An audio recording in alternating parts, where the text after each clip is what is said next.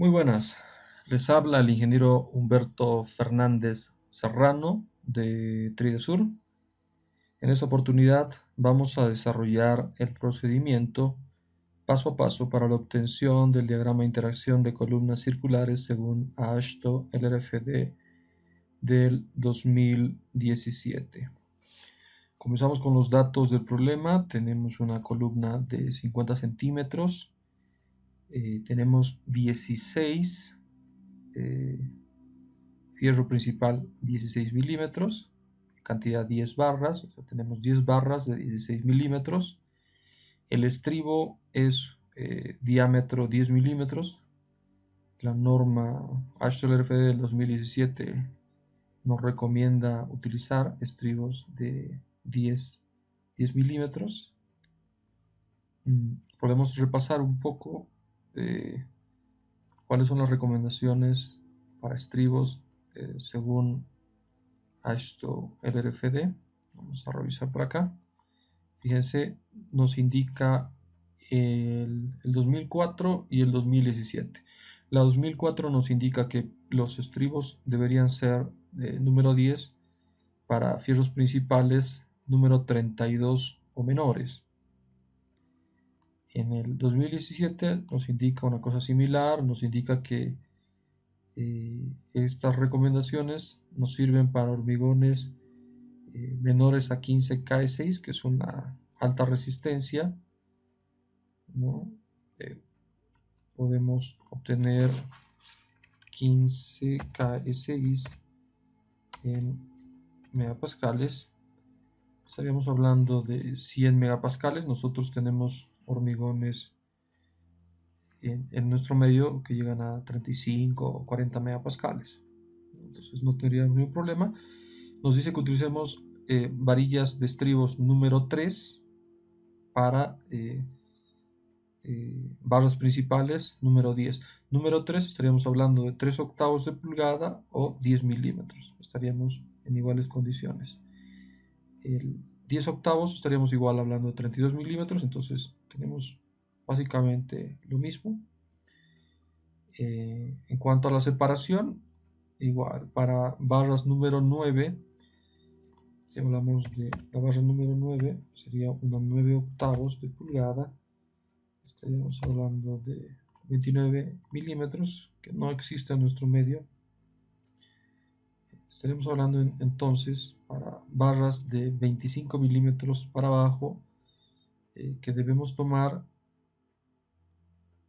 el menor de los siguientes valores, la menor dimensión del miembro, 12 pulgadas, que son más o menos 30 centímetros, y para elementos que tengan paquetes de barras o el fierro principal sea mayor a 10 octavos, o los 32 milímetros, se reduce la separación, reduce la separación de estribos a 6 pulgadas, vale decir 15 centímetros, y la mitad de la dimensión del miembro, ¿no? Esas son las recomendaciones que nos da el AASHTO LRFD, tanto el 2004 2017 para los estribos, ¿no? Aquí tenemos alguna recomendación adicional de cuándo deberíamos arriostrar con un estribo adicional. No deberíamos exceder, según el gráfico y según la norma, 2 pies. Estos 2 pies equivalen a 24 pulgadas o 61 centímetros, ¿no? Y aquí tenemos un gráfico de cómo podríamos realizar el arriostro tradicional de barras longitudinales de forma tal que las barras arriostradas estén con una separación menor, repito, barra arriostrada, ¿no?, por estribo, con una separación menor a 2 pies o 61 centímetros, ¿no? En este caso nosotros podríamos utilizar estribos FIDE 10 cada 30, pero es una separación un tanto holgada. Podemos ayudarnos con el ACI 318 del 2014, que nos da estas recomendaciones: 16 veces el diámetro principal del fierro, 48 veces el diámetro del estribo, la menor dimensión. En este caso tenemos 16 veces el diámetro principal del estribo, estaríamos hablando de 25 centímetros. Podríamos utilizar un estribo fierro 10 cada 25.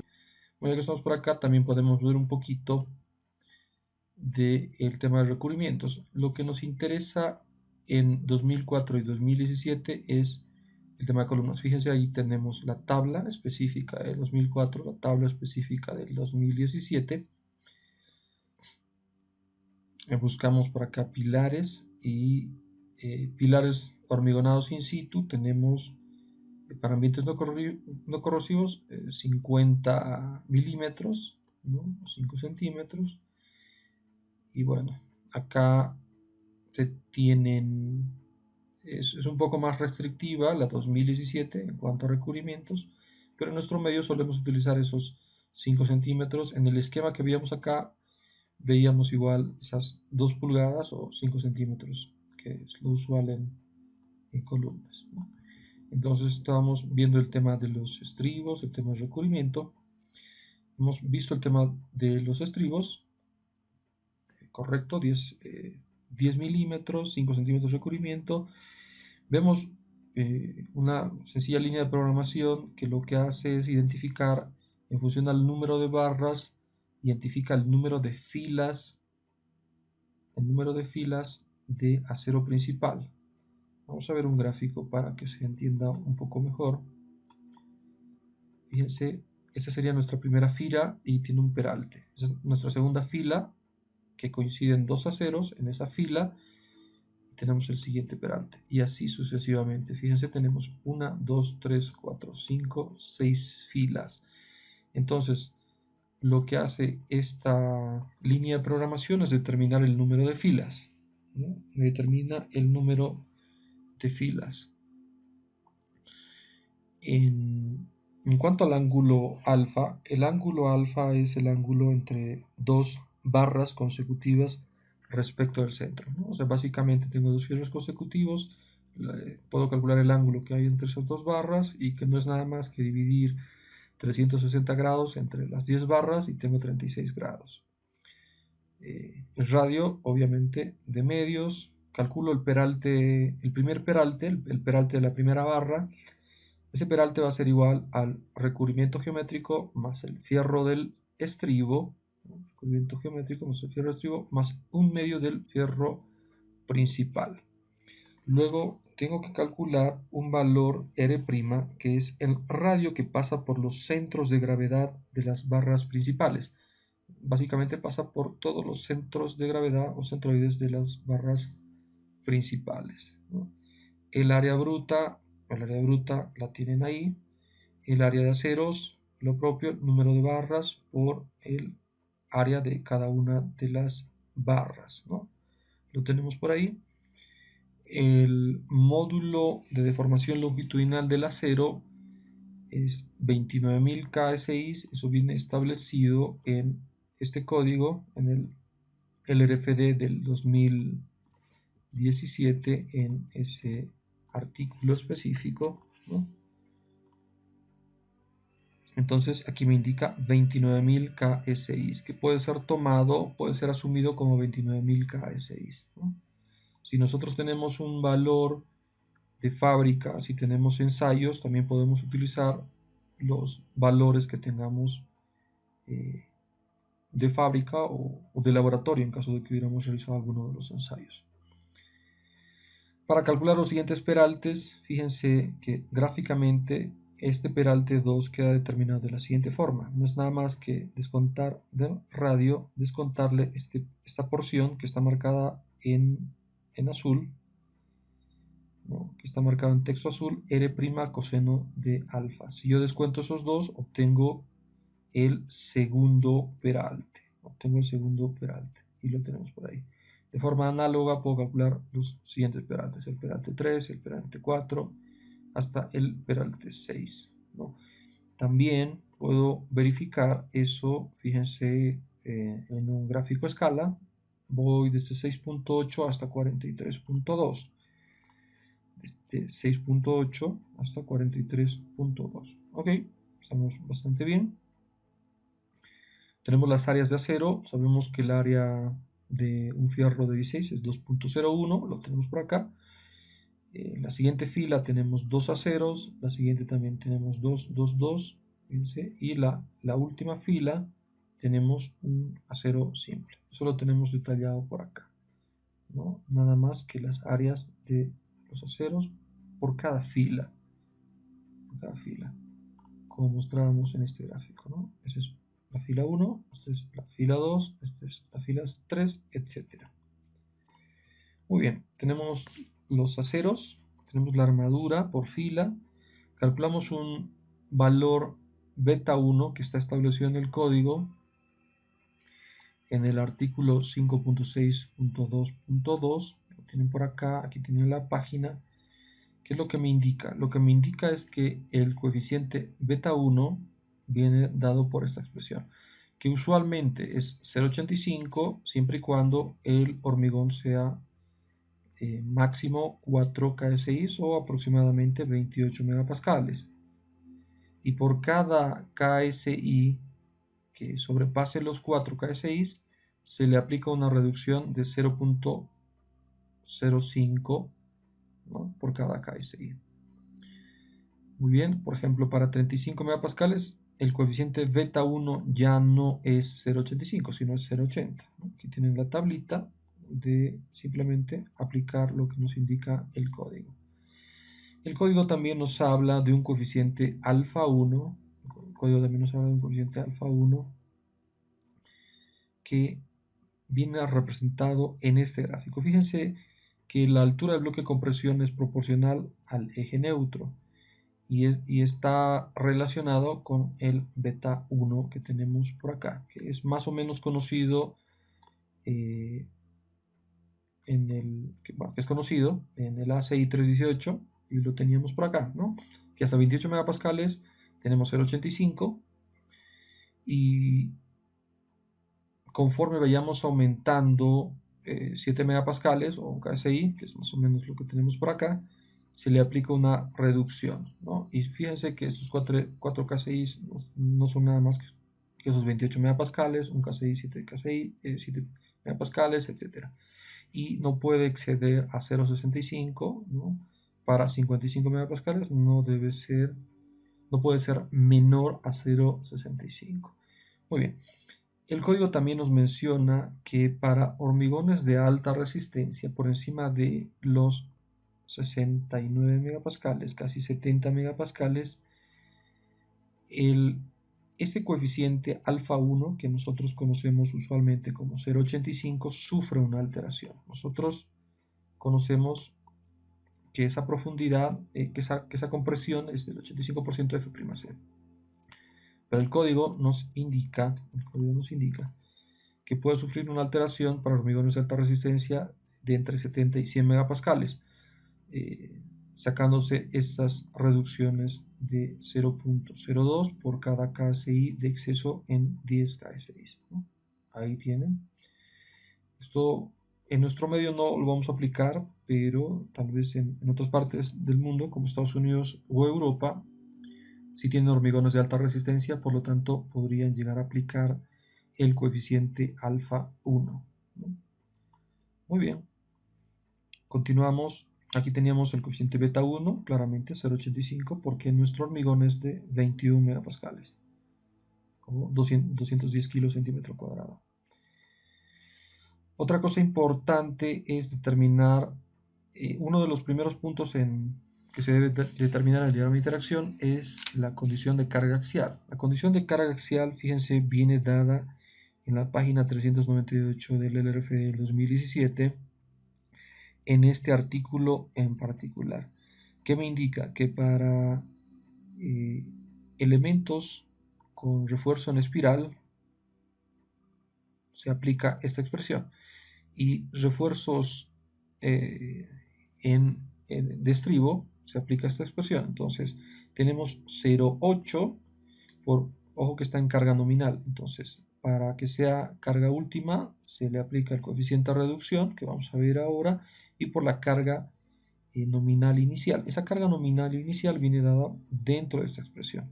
Fíjense que me dice un K sub C que es análogo al alfa 1, es análogo al alfa 1, que era de 0.85 y tenía una reducción de 0.2 por KSI. Revisamos un poquito, dice que el factor K sub C es 0.85 para diseño de elementos en compresión que no excedan los 10 KSI, efectivamente. Y para diseños que excedan esos 10 KSI, ese se reduce en un ratio, una relación de 0.02 por cada KSI en exceso. Entonces, para nuestro medio, este K sub C o alfa 1 vale 0.85, como usualmente hemos venido manejando en hormigón armado. A esto le sigue F'C, el área bruta menos el área de acero. Aquí tenemos un área de preesfuerzo, que en este caso no la tenemos, más la fluencia por el acero. Y aquí también tenemos otra componente de preesfuerzo que no la tenemos. Entonces la expresión para carga axial es simplemente esta. Para la carga nominal y para la carga última es aplicarle este 0.8 y este coeficiente de reducción, este coeficiente phi, ese factor de reducción de resistencia, ¿no? Si vemos ese factor de reducción de resistencia, fíjense que para secciones en la cual controla la compresión, el LRFD en esta figura, en la C5.5.4.2.1-1, me expresa que tenemos 0.75 para compresión, ¿no? Y para tensión tenemos 0.9. Y para la zona en transición tenemos esta expresión que va de 0.75 a 0.90 con unos límites en compression limit y tension limit, ¿no? Aquí tenemos algunos elementos que vamos a ver un poco más adelante. Aquí tenemos el compression control strain limit. Básicamente le vamos a llamar compression limit para no complicarnos mucho la existencia, y el tension limit, que son los valores para los cuales prima compresión, tensión y transición. Que fíjense que para 60 KSI estaríamos hablando del 2 por 1000, 5 por 1000, que es muy similar a lo que veníamos manejando en ACI 318 del 2014. Vamos del 2 por 1000 al 5 por 1000. Entonces, para compresión es 0.75, como lo teníamos por acá. Muy bien, y el momento viene siendo 0 para la carga axial. Entonces tenemos 258 toneladas, 258.8 toneladas para carga axial.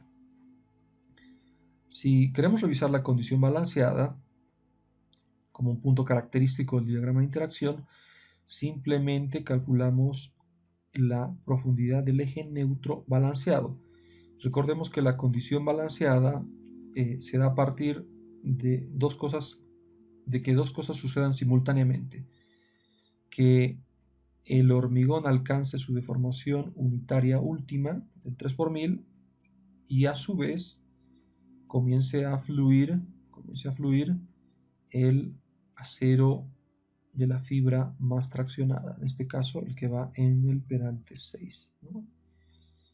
Muy bien, simplemente con esta expresión despejamos la cuantía balanceada, lo tenemos por acá, obtenemos esa cuantía balanceada.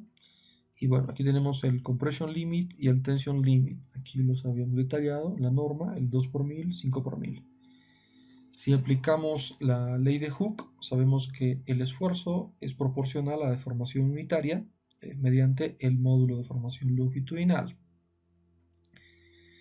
Debido a que tenemos la deformación unitaria para cualquier fibra, fíjense que aquí para cualquier fibra yo puedo calcular mediante esta expresión. Decimos que el 3 por 1000 es proporcional a la profundidad del eje neutro, como esta deformación unitaria para cualquier fibra, y es proporcional a ¿qué?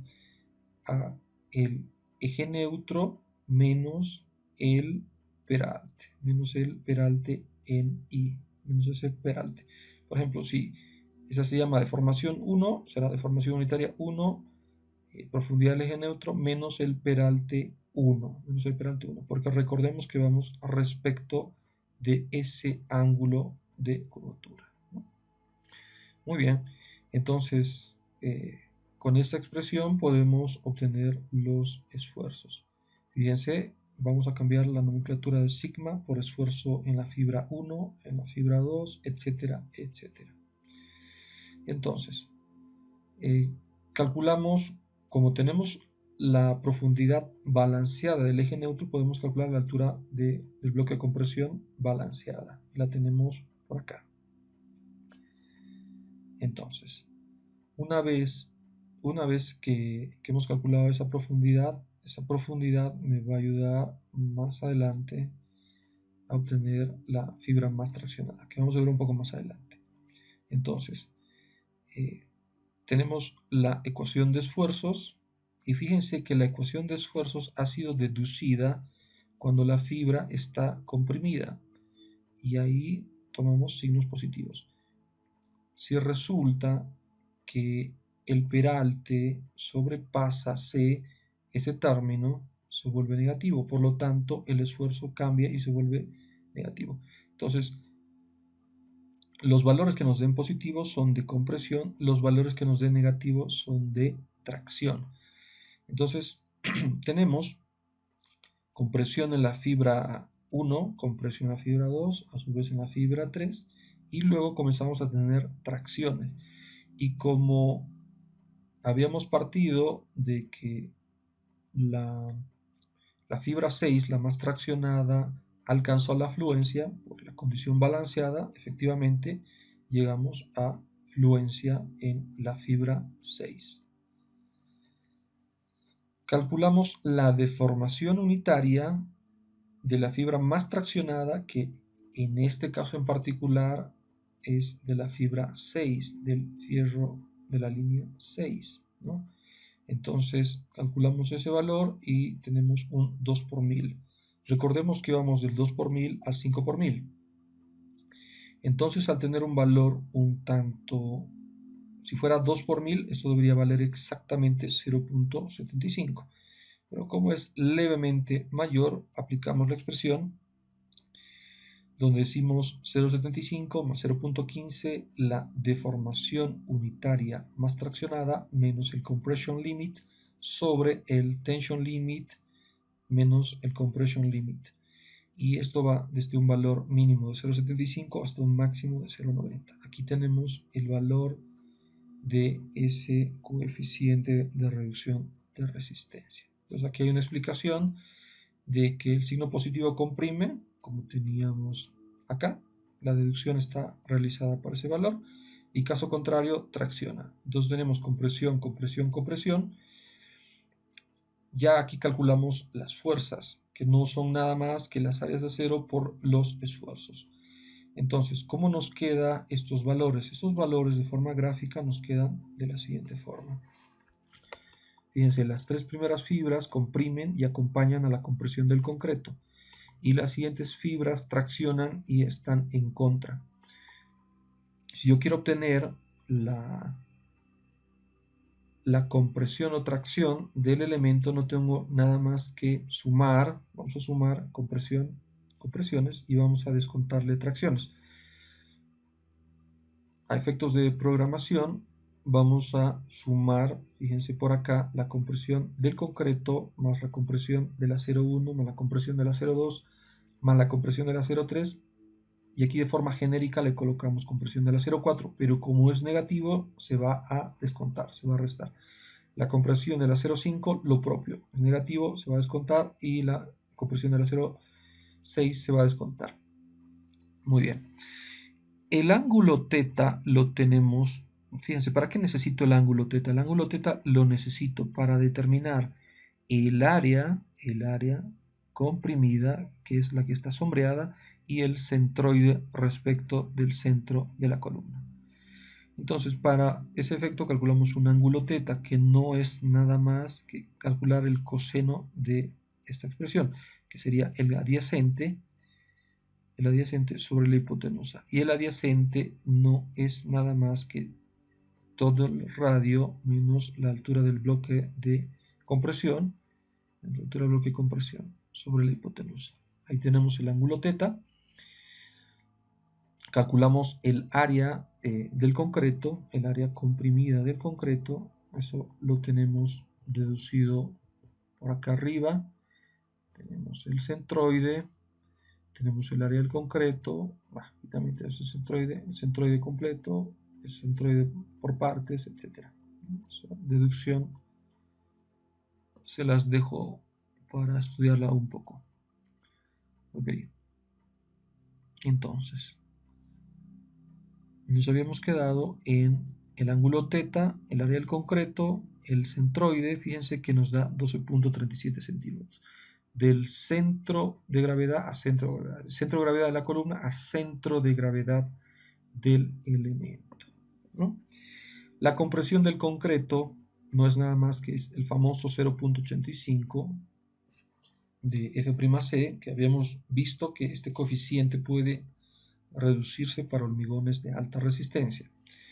0.85 de F'C por el área del concreto. Ahí tenemos la compresión del concreto.